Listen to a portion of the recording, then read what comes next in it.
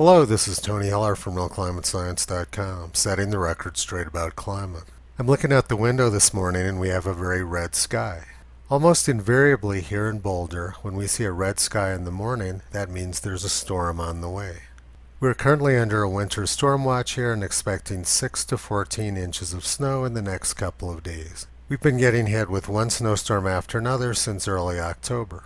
In the Bible, Matthew 16:3, Jesus said, "Red sky at night, sailors delight.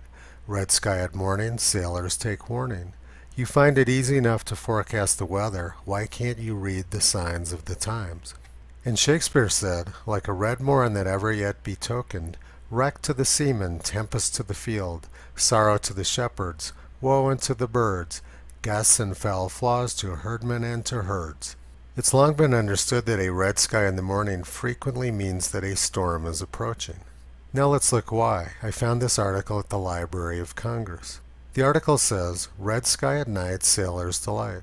When we see a red sky at night, this means that the setting sun is sending its light through a high concentration of dust particles.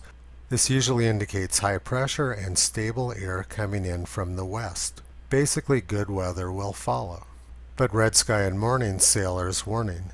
A red sunrise can mean that a high-pressure system, good weather, has already passed, thus indicating that a storm system, low pressure, may be moving to the east. A morning sky that is deep fiery red can indicate that there is high water content in the atmosphere, so rain could be on its way. Jesus said it's easy enough to forecast the weather, but the National Oceanic and Atmospheric Administration seems to be having a little bit of difficulty.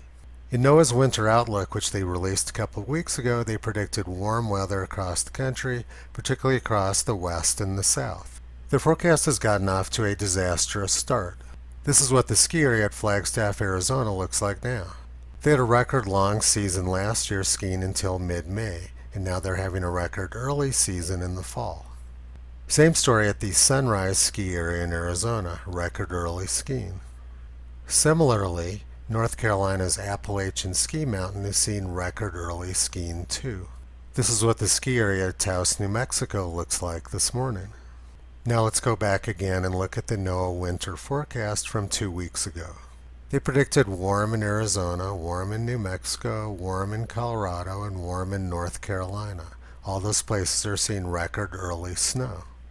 4 years ago, the Boulder Weekly magazine issued this prediction: climate change in Colorado. On the forecast, longer summers, shorter springs, and heat. And as you would expect, we're seeing the exact opposite of the forecast. I took this picture on the first day of summer west of Boulder. Ski season in Colorado used to be about 4 months a year, but now it's more like 8 months a year.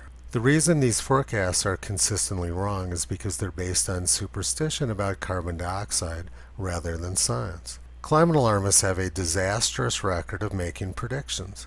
But one prediction I can make with 100% probability of success is that at 11 o'clock this morning, lots of people in Colorado will be home watching television, and that it will be a good time for me to go out on a bike ride and do some photography, which I'll post later. In the meantime, happy trails and enjoy the snow. Visit Toto on the web at RealClimateScience.com. He's been pulling back the curtain on junk science and propaganda for a long time.